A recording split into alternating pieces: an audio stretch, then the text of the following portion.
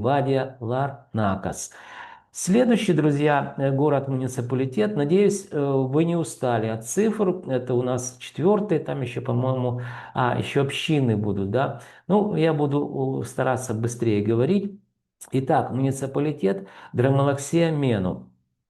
Здесь мы видим, что у нас только присутствует новое жилье. На самом деле здесь есть старое жилье, но настолько незначительно, что в выборку я решил его не включать. То есть мы говорим сейчас исключительно о новом жилье. Итак, мы видим, что 2276 евро стоит новое жилье в данном городе-муниципалитете и показала нам динамику снижения за месяц минус 0,77%. Те же самые данные вы можете посмотреть вот здесь в табличке, которая размещена под картой. И смотрим, что произошло в данном городе, муниципалитете в течение одного года. Период исследования февраль 2025 год, это 2287 евро.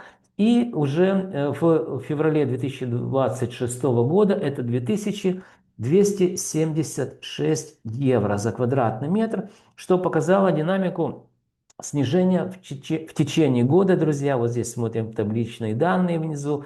Минус 0,49%. Ну, полпроцента снижения. Но вот посмотрите, как, друзья, интересно велся рынок недвижимости в данном городе-муниципалитете. То есть мы видели и снижение, видели и рост стоимости, и опять видим снижение. Вот такая кривая. Еще эта линия тренда называется, аппроксимирующая. Я аппроксимирую, то есть сглаживаю вот эти все колебательные процессы. С чем это связано, мне сложно сказать, но я предполагаю, что сдавалось несколько комплексов, жилых комплексов. И, естественно, компании-застройщики ставили завышенную цену. И вот эта завышенная цена, а мы работаем с предложениями исключительно, вот здесь мы ее и наблюдаем. Но так как рынок не активен с точки зрения покупателей, то видим, что стоимость квадратного метра медленно и уверенно стала снижаться в течение года, даже на 0,5% снизилась. Вот такая вот история. Хотя первые полугода здесь была динамика роста. Это еще раз говорит о том, как очень важно компаниям-застройщикам, которые строят новые жилищные комплексы, понимать фокус-группу людей, которые будут приобретать данную недвижимость. Также они должны знать конкурентов, которые присутствуют на рынке, для того, чтобы не перенасытить рынок недвижимости новым жильем, которое потом, собственно говоря, будет простаивать, будет не востребовано. Это архиважная цель для компаний-застройщиков. Ну, по крайней мере, по Киеву компании-застройщики, так сказать, это давно уже поняли. Хотя в Киеве другая стоимость, там, вернее, другая ситуация, там первичный рынок превратился в такую прачечную машину, где, в общем-то, все, кому не лень, отмывают свои, так сказать, вот эти горячие деньги, деньги, которые заработаны не правовым способом.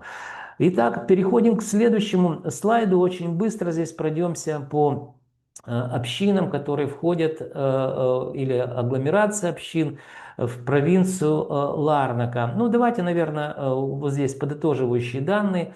Географию вы можете прочитать. Это рынок развитый, видим, населенных пунктов много. Стоимость квадратного метра очень сильно различается. Кстати, мне там многие спрашивают: Андрей, ну зачем эти цифры? Они ж так утомляют. У меня, друзья, познавательный контент, это первое, не развлекательный ни в коем случае. И эти цифры на самом деле помогают потенциальным покупателям или продавцам определиться с рыночной стоимостью объекта недвижимости. Для покупателя сколько примерно может стоить недвижимость, которую он планирует купить. Для этого надо просто определиться, где вы хотите купить недвижимость. А здесь мы говорим исключительно о многоквартирных домах. Здесь нет вилл с сумасшедшими ценниками там, от 1 000 000 евро и выше. А здесь соответствующие многоквартирные дома. Находите локацию, умножаете стоимость квадратного метра на метраж, и вы получите рыночную стоимость квадратного метра недвижимости, которую планируете или купить, или же, так сказать, продать. В свое время в Украине, Украину, ну, некорректно сравнивать, там до войны жило 45 миллионов. Некорректно сравнивать с небольшим островом Кипр. Так вот, компания Lim Consulting и мы готовили техническое задание для массовой оценки недвижимости. Надо было сделать для налоговой службы, для того, чтобы люди платили налоги с продажи недвижимости. Поэтому некая программа оценивала стоимость квадратного метра, и с этой цены, в общем-то, стоимости, вернее, люди платили налоги. Поэтому у меня огромный опыт в данном направлении, с чем, собственно говоря, с вами и делюсь. Давайте посмотрим, что же произошло в течение года. Напомню, что мы говорим здесь, друзья, о новом жилье. Видим, что сразу же подытоживающие данные, как ни странно, в агломерация вот эта общин, да, которые входят в провинцию Ларнака, снижение за год минус 1,63%. Ну, также по локациям можете посмотреть, увидеть населенные пункты, здесь они прописаны. Следующий, друзья, слайд. Здесь мы говорим о старом жилье. Опять же, это агломерация общин, которые входят в провинцию Ларнака.